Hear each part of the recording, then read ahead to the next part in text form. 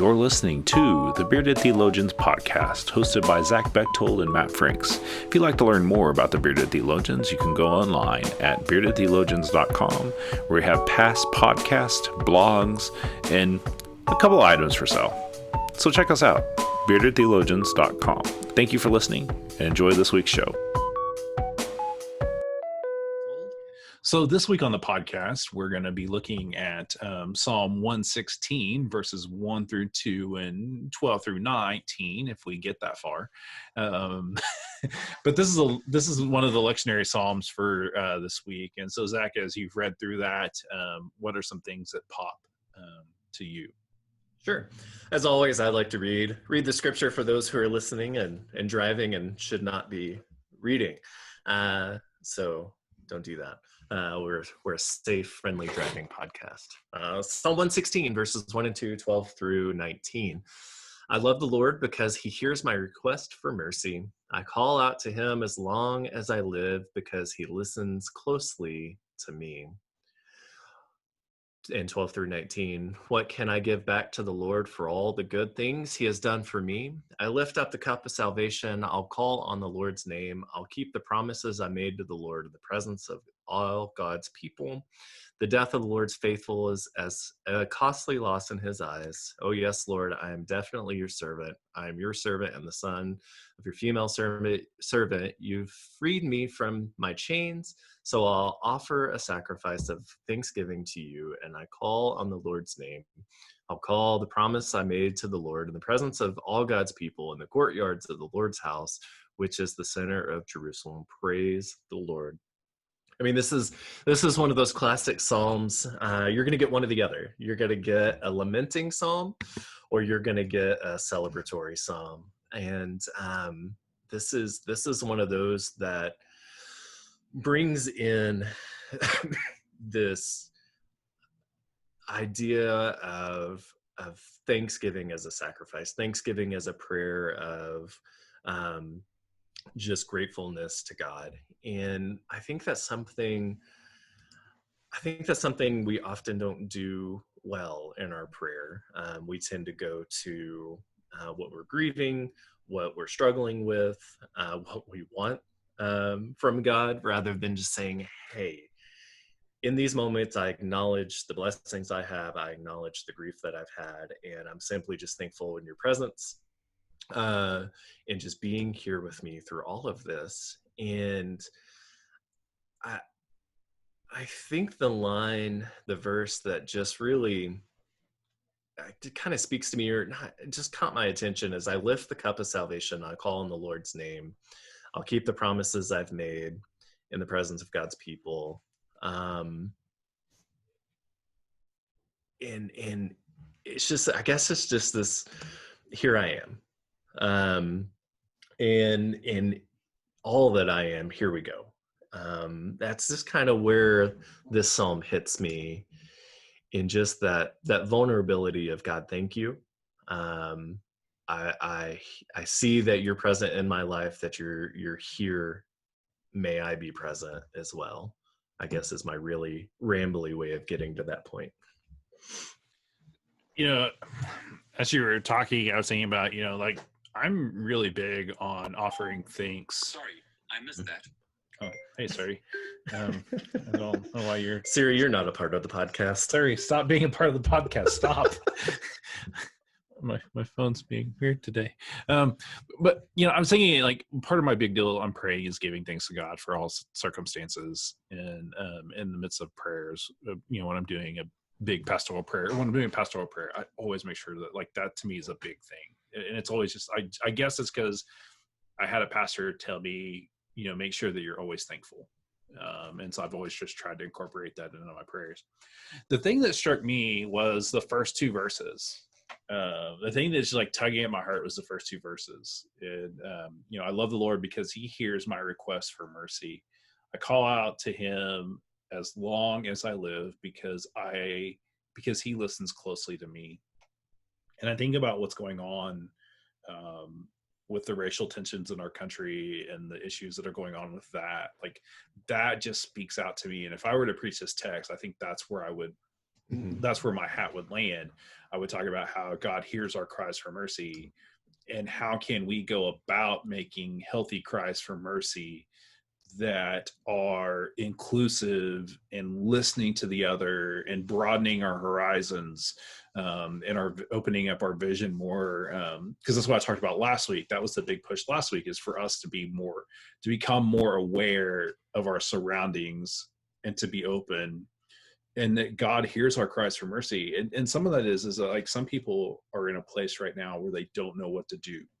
Even still, like, we're almost 2 weeks into this, and in the midst of a COVID pandemic as well, and people do not know how to respond, because they just don't. They're so and I can't think of the good word for it, but just like, kind of like, what do I do? And so, like, really, I mean, we cry out to God, and we see what opportunities are around us, and see, hey, maybe I could do this, or maybe I could go to this, or maybe I need to listen more, or maybe, like, and becoming more self-aware of where our blinders are, so we can grow and allow space for room for growth. That's where, if I were preaching, that's probably if I were preaching this text, that's probably exactly where I would land on this. Right. Well, verses 3 and 4 that aren't included in a lectionary, and I think it's the confession of this prayer, right? Death ropes bound me, the distress of the grave found me. I came face to face with trouble and grief, so I call the Lord's name. Lord, please save me. And you're right, that call out for mercy and grace in a time in which we're lost, we're not sure what's going on, we don't know how to respond. We're taking so much in, fighting for so much. That confession of, I've come face to face with trouble and grief. Oh my God, I need help. We hear that prayer often. How long, O Lord? Especially in time of grief, especially in time of tragedy.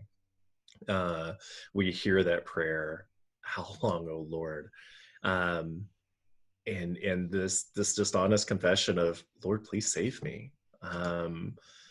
Where I'm at now is, I need help. And I think you're right. I think we've come to a place in society and as humanity that we are seeing and feeling and experiencing so much that we've never navigated before, at least in our lifetime. That, how do we do this? Well, where do we go? So many people, I've been thinking about this a lot lately. So many people, a lot of these issues are being brought to their attention for the first time. Right. And I know that there are those that are angry that that's happening, and that there are people trying to process on how to handle this. And I think that for those people, there's a lot that goes into that, and they have to process it, but they need to respond. I'm not saying like if you've been aware, like, I mean, yeah, you do need to respond, and that, like, if we cannot, like, I have a hard time processing how people cannot see how racism is a bad thing. Like,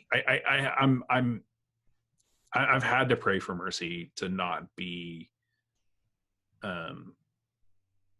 how can I lead like Jesus would with those people? Now, I know, like, I mean, yeah, I mean, there's obviously some things I, can say and should say and will say. But, I also know that there are people trying to process this, and ways of processing look different for everybody. But how can we sway them to see that these issues, like, this is a legitimate issue that isn't going away, and it needs to be reformed. And, like, you need to be more than just thinking about it. And I've been resourcing, like, my whole thing now has been resourcing people, like saying, hey, like, here's a laundry list of books you should read, or podcast, or, things like that. I mean, it's those ones that we've been sharing. So it's not like, don't think I have anything new. It's the things that everybody's sharing. So that maybe one person, if I can make a difference in one person's life to see how racism is horrible, they can start seeing how they need to make amends, and how healing and reconciliation can begin. I feel like I've done my work. Well, and I don't, for so many, it's this idea that, oh, we're done with that, right? Yeah. Whether it's racism or sexism or bad theology or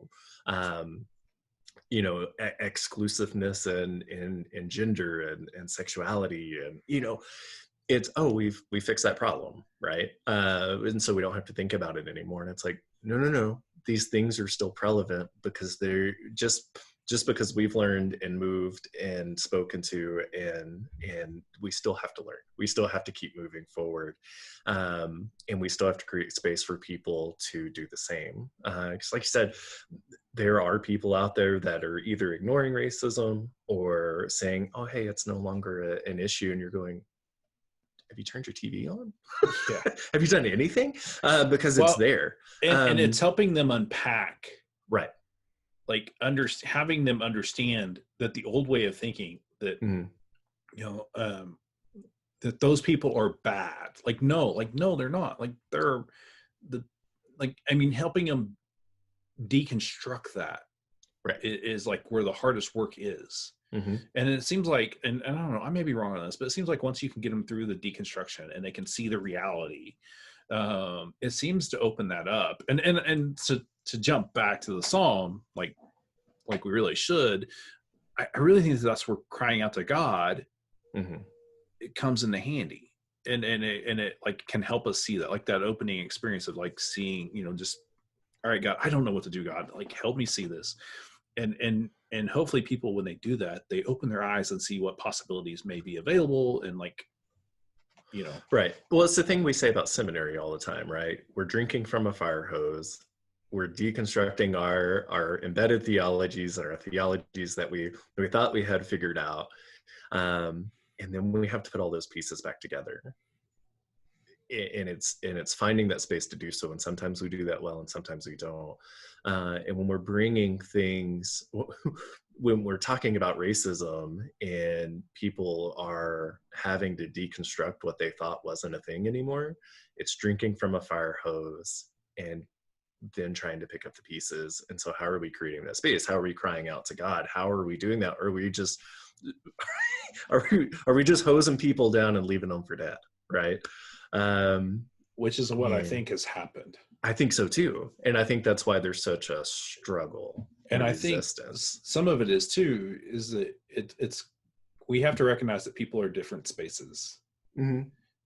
And we can't expect everybody to be in the same space or in the same of mind, or wherever, and right. And that's not making an excuse for not trying. Right. I think that's the thing is each and every one of us, whether it's racism or sexism or gender equality, whatever it is, we have to make space. Yeah. And not excuses to say, oh no, you're fine. You earn not having to have a part of this conversation. Yeah. No. And I think that's where it's like, we've got to have safe spaces where people can process it, mm-hmm. where they're not going to be judged. And I think that's been some of the issues, is that some of the safe spaces that should be safe spaces have been filled with judgment and vile language, mm-hmm. that people don't want to be a part of those conversations. Right.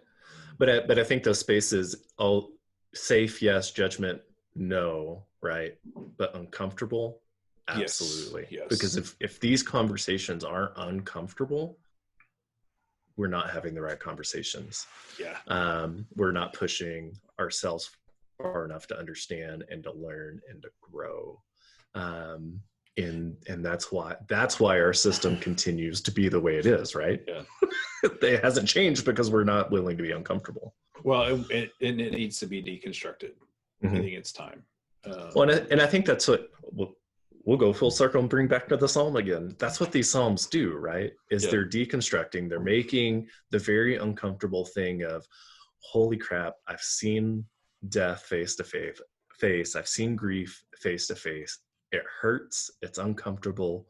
Oh God, where are you? Save me. And then it builds that back up of, here's where I see you. Here's where you are. Here's what you've done for me. And may I continue to move forward in this.